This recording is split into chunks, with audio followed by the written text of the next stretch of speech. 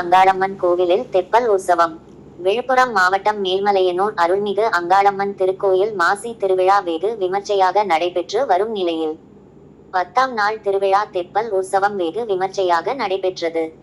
இதில் மூலவருக்கு சிறப்பு அபிஷேகம் ஆராதனை செய்யப்பட்டது. அங்காளம்மன் சிறப்பு அலங்காரத்தில் பக்தர்களுக்கு காட்சியளித்தார்.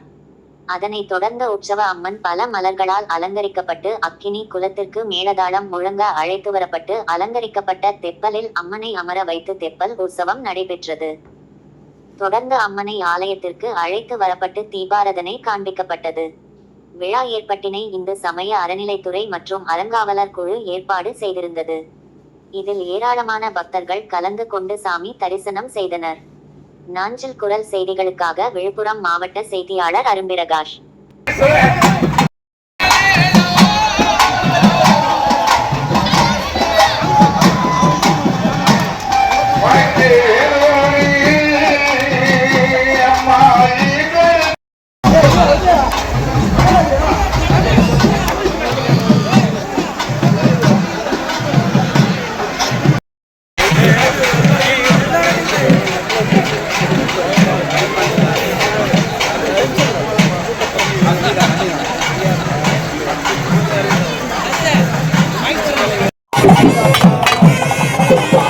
Thank you.